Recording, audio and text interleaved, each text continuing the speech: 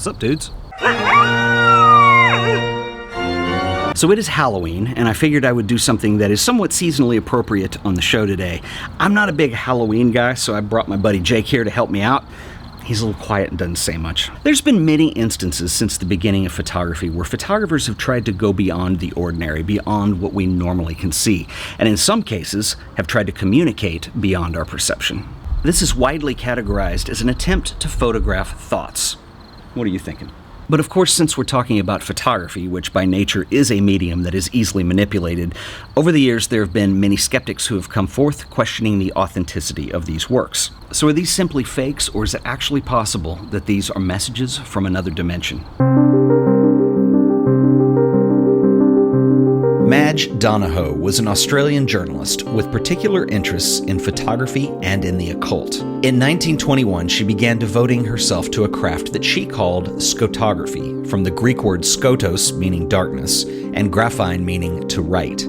She applied this term to photographs that she would make without using a camera or light source.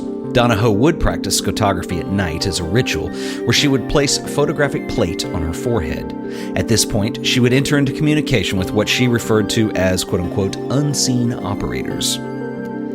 Alphabetical letters or words would utter from her mouth that would at times cause the plate to move. This process would give her detailed instructions on how to make the photographs. Please come down.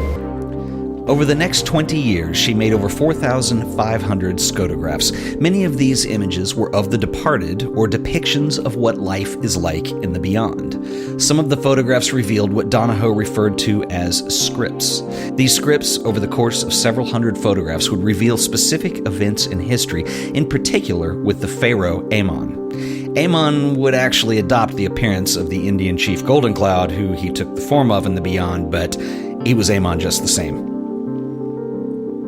Her photographs were explained as the photography of thoughts. Shockingly, people grew skeptical of her work, but many believed that Donohoe was able to communicate with the afterlife. Eventually, though, the public began to draw accusations towards her colleague, photographer Harry Lansfield, who actually prepared and developed all of Madge Donohoe's photographic plates behind the scenes. Donohoe called these accusations laughably absurd and proceeded to give demonstrations under controlled conditions to no avail. Though Madge Donohoe's works were eventually passed off as fraud, she did pave the way for many photographers in the future who also embraced various forms of thoughtography, including Ted Forbes in the late 1960s, as well as Jules Eisenbud and Danielle Laurent. But do you know the scariest thing about Madge Donohoe's career? She didn't have a website. Yes, that is true. She had all these kids to play with, but no website. And then when this dude wanted to see her work, he had to show up in person, and things got a little awkward. But thank goodness, these days, there is Squarespace. Whether you need a domain and placeholder, a full website, or even an online store, well, they have you covered. And Squarespace is the absolute easiest solution for building beautiful website and having full control over how your work is presented. You can head over and do the free trial and see just how easy it is to make something fabulous. Just start with one of their award-winning template designs, drag and drop your images, and customize until your heart's content. And if you decide it's right for you, you can save an additional 10% off your order by using offer code AOP on checkout.